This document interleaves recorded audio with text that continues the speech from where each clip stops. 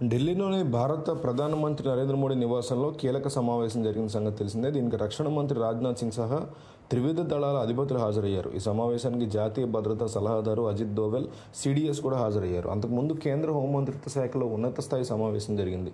దీనిలో కేంద్ర హోం కార్యదర్శి గోవింద్ మోహన్, సరిహద్దు భద్రతా దళం, అస్సాం రైఫల్స్, జాతీయ భద్రతా గార్డుల director generals, Central Reserve Police Force, Central Industrial Security Force, అలాగే ఎస్ఎస్బి సీనియర్ అధికారులు పాల్గొన్నారు. పాకిస్తాన్ గడ్డ మీద పనిచేస్తున్న ఉగ్రవాద సంస్థలు భారతదేశంలోని శాంతి, స్థిరత్వాన్ని దెబ్బతీసేందుకు ప్రయత్నిస్తున్నాయని పహల్గామ్ దాడి మరోసారి రుజువు చేసింది. ఈ సంఘటన తర్వాత యావత్ దేశంలో ఆగ్రహం పెల్లుబిక్కుతోంది. పాకిస్తాన్ మీద కఠిన చర్యలు తీసుకోవాలని ప్రతి ఒక్కరు డిమాండ్ చేస్తున్నారు. ఈ సంఘటనకి నిరసనగా జమ్మూ కాశ్మీర్ ప్రజలు కూడా వీధుల్లోకి వచ్చి ఉగ్రవాదుల మీద కఠిన చర్యలు తీసుకోవాలని కోరుతున్నారు. ప్రతిపక్షాలు కూడా మోడీ ప్రభుత్వానికి అండగా నిలుస్తున్నాయి. ఈ నేపథ్యంలోనే భారత్ టార్గెట్ ఫిక్స్ చేసింది. పహల్గామ్ దాడికి ప్రతీకారం తీర్చుకోవాల్సిందేనంటూ రగిలిపోతుంది భారత్.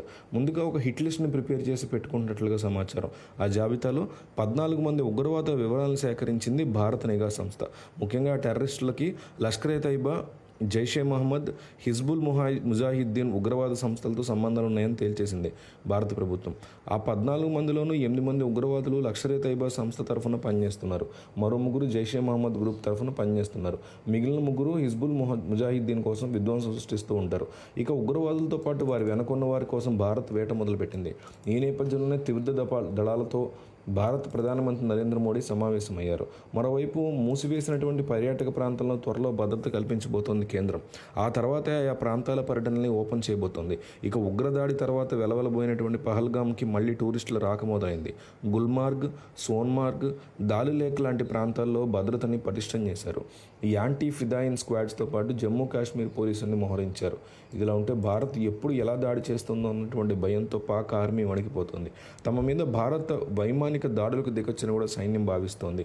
ఈ నేపథ్యంలో కేవలం 2 రోజుల వ్యవధిలో పాకిస్తాన్ ఆర్మీలో చాలామంది సైనికులు, అధికారులు తమ పదవులు విడిచిపెట్టి వెళ్ళిపోయినట్టుగా తెలుస్తోంది. అలాంటి సమయంలో భారత్తో యుద్ధానికి దిగితే పాకిస్తాన్కి అంతిమ గడియలు తప్పవు అంటున్నారు.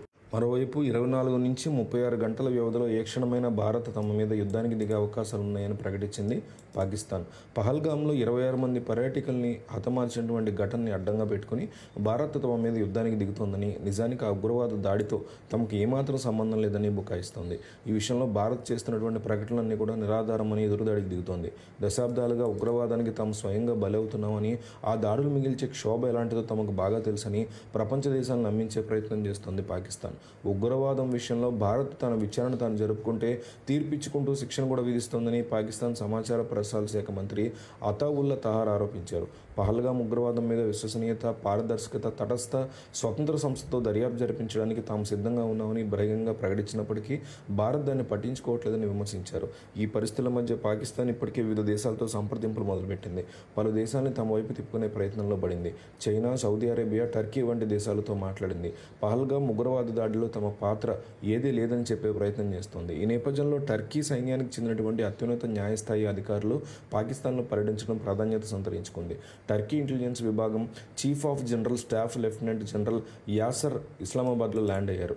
ఆ దేశ వైమానిక దళ ప్రధాన కార్యాలయంలో ఉన్నత స్థాయి భేటీలో వారు పాల్గొన్నారు. పాకిస్తాన్ వైమానిక దళ చీఫ్ మార్షల్ జహీర్ అహ్మద్ బాబర్ సిధుతో సమావేశమయ్యారు. ఈ సందర్భంగా వారి మధ్య పలు అంశాలు ప్రస్తావనకు వచ్చాయి. పాకిస్తాన్ వైమానిక దళం ఆధునీకరణ, అత్యాధునిక ఆయుధాల సరఫరాకి తాము కట్టుబడి ఉన్నట్లు యాసిర్ తెలిపినట్టుగా తెలుస్తోంది. ఇందులో భాగంగా satellite programme, imagery intelligence, Pakistan వైమానిక కమాండ్లు, పైలట్లు, ఇతర సిబ్బందికి శిక్షణ ఇప్పించే దిశగా పరస్పర అంగీకారం కుదిరినట్లు సమాచారం.